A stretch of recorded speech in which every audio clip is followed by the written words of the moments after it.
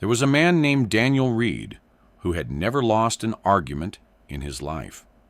At least, that's what he believed. He was the kind of man people described as intelligent, capable, driven, the one you called when something needed fixing, at work, in the family, in a debate. Daniel didn't raise his voice. He didn't need to. He had facts. He had logic. He had certainty. And certainty, when worn long enough, begins to feel like strength. By the age of 42, Daniel had built what most would call a successful life. A senior partner at a consulting firm, a house with clean lines and large windows. A wife, Mara, who had once described him as brilliant. But brilliance has a quiet companion. Pride. Not loud pride. Not arrogance, in the obvious sense. Something subtler. The belief that being correct is more important than being connected. Daniel never thought of himself as proud. He thought of himself as disciplined, structured, rational. If something went wrong, he analyzed it. If someone disagreed, he corrected them. If someone was emotional, he steadied the room. He believed that was leadership. He believed that was love. What he didn't realize was that every time he chose being right over being gentle, something small shifted. And shifts, over time, become distance.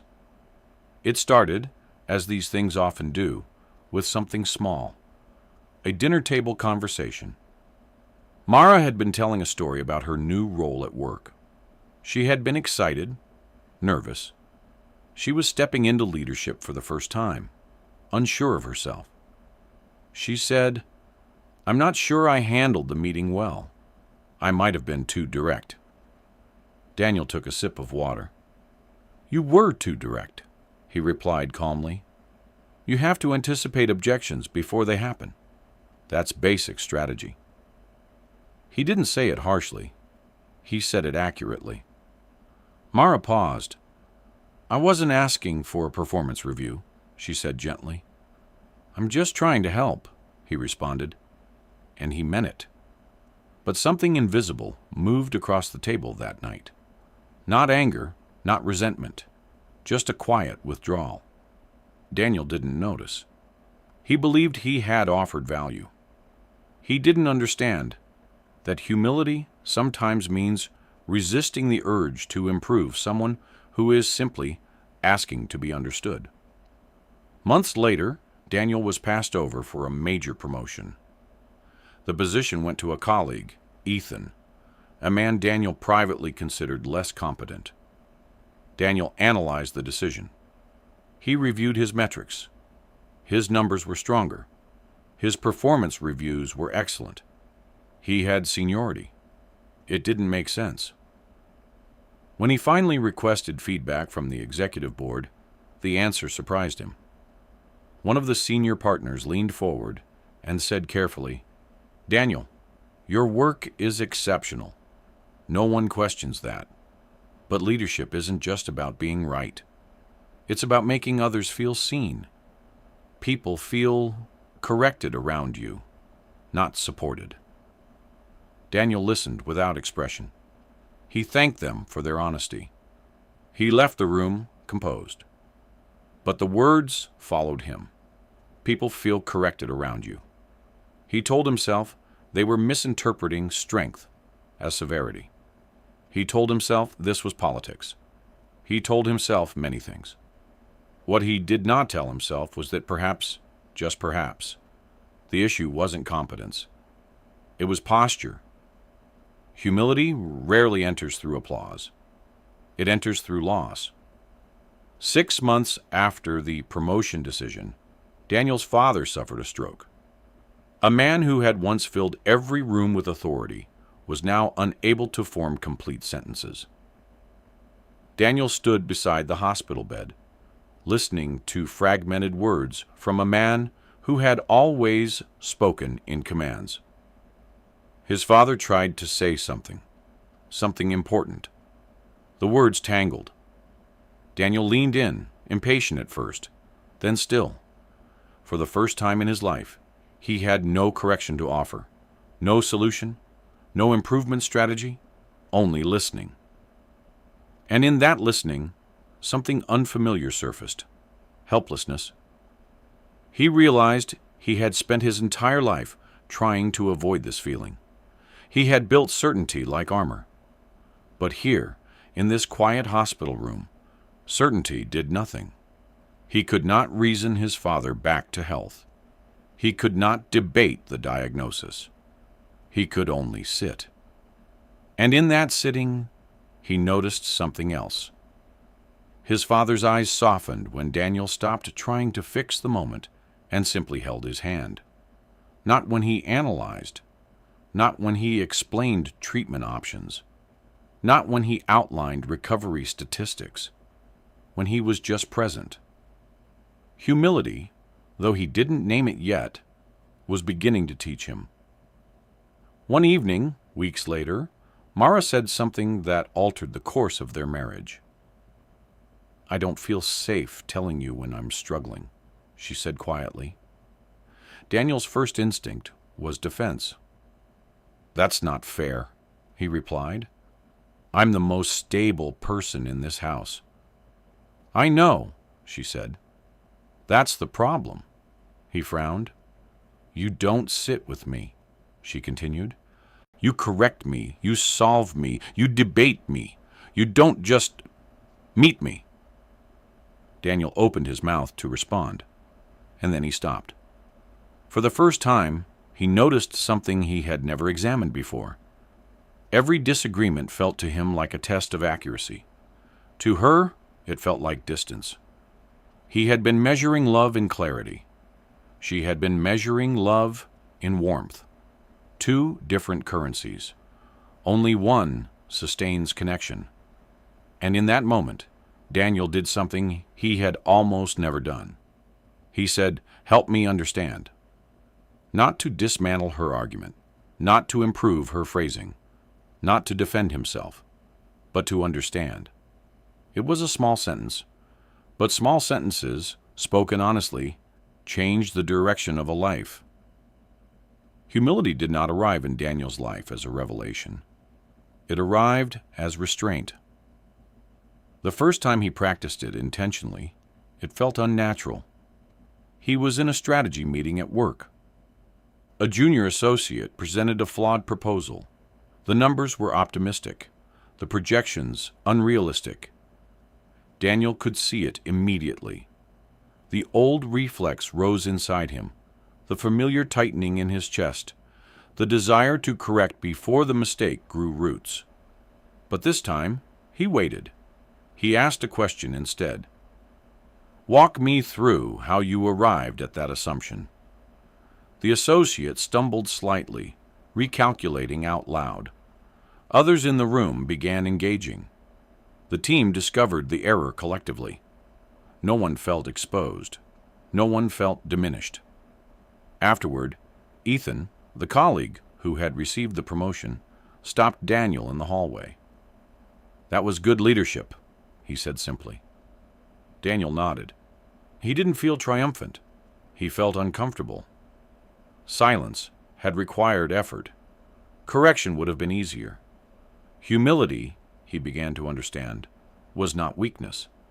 It was discipline, the discipline of not centering yourself in every exchange. One evening, Mara mentioned something small, something Daniel had dismissed weeks earlier. "You remember when I told you I was nervous about leading that project? And you said I needed better preparation?" Daniel remembered. At the time, he had believed he was offering efficiency.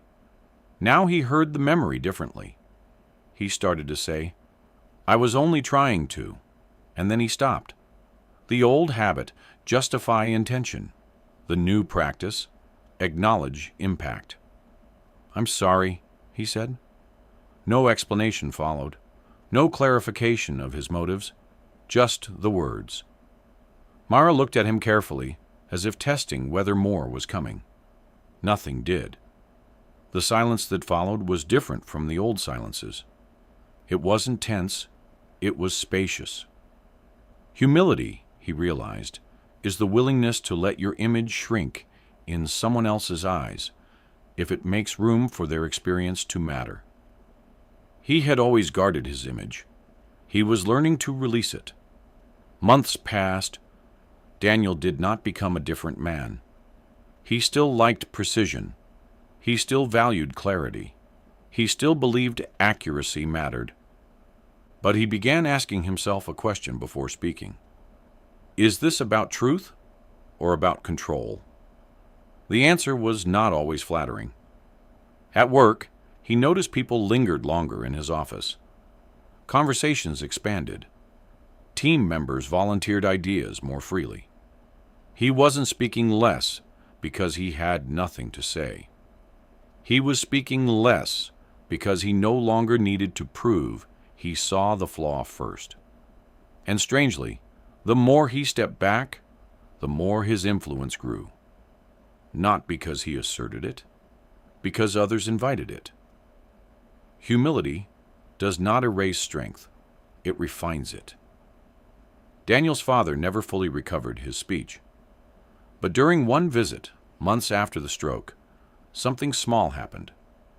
Daniel was explaining a complex update about medical options. Halfway through, he stopped himself. He sat down instead. He said, "You don't need all the details right now." His father's eyes met his, clear, present, grateful. Daniel realized that much of his life had been spent equating information with care. But care is not information. Care is presence. Humility is presence. The willingness to exist without dominating the moment. In that quiet hospital room, Daniel felt something settle inside him. Not victory, not resolution, but steadiness. He no longer needed to master every conversation. He only needed to participate in it honestly. One night, months later, Mara made a comment about finances. She misunderstood a figure in their budget. The old Daniel would have corrected her instantly. The new Daniel paused. He could still correct her. He could still be accurate. But he saw something else now, the slight tension in her shoulders, the vulnerability beneath the question.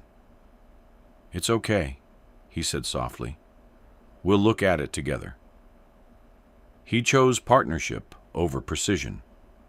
The discussion continued without defensiveness. Later, alone in the kitchen, Daniel felt something unexpected. Relief. He hadn't lost anything by not asserting himself. He hadn't become smaller. If anything, he felt larger, not in ego, but in capacity. Capacity to hold space. Capacity to allow imperfection. Capacity to be wrong, or at least not dominant. Humility did not solve every conflict. Daniel still caught himself interrupting, still felt irritation when someone was careless, still struggled when he believed deeply in a point. Growth did not erase instinct. It introduced awareness. One afternoon, Ethan asked Daniel if he would consider leading a mentorship initiative within the firm. Daniel almost declined. He had once wanted the visible title, the recognition. Now, he hesitated for a different reason. "Why me?" he asked. Ethan smiled slightly. "Because people trust you more now." Daniel didn't respond immediately. Trust. It wasn't built from being impressive. It was built from being safe. He walked home that evening thinking about the word. For most of his life, he had pursued respect. He was beginning to value something else, connection. Years later, if someone were to ask Daniel what changed him, he would not point to a single event. Not the missed promotion. Not the hospital room. Not the conversation at the dinner table. He would say something simpler. He would say he grew tired of defending himself in rooms where no one was attacking him. He learned that strength without softness isolates. That intelligence without humility intimidates. That being right is rarely the highest goal in a relationship. Humility did not require him to think less of himself. It required him to think of himself less often. And even now, years later, he still feels the reflex rise sometimes, the urge to correct, to dominate, to win. But now, he notices it. And noticing is the beginning of wisdom. Humility, he has discovered, is not a destination. It is a daily decision, a quiet one, the choice to listen before speaking, to ask before asserting, to understand before responding. And perhaps the greatest power it holds is this: when you no longer need to be the center of every conversation, you finally become someone others feel safe standing beside. The story doesn't end with applause. It ends with a man sitting at a dinner table, listening fully while someone he loves speaks. No urgency to correct, no impulse to dominate, just presence. And that, though subtle, changes everything. Thanks for watching. I hope this story gave you something to reflect on. Remember, life isn't about always being right. Sometimes it's about understanding, growing, and loving better. If you learned a thing from this story, please like, share, and subscribe to Leave and Love Life for more meaningful stories and reflections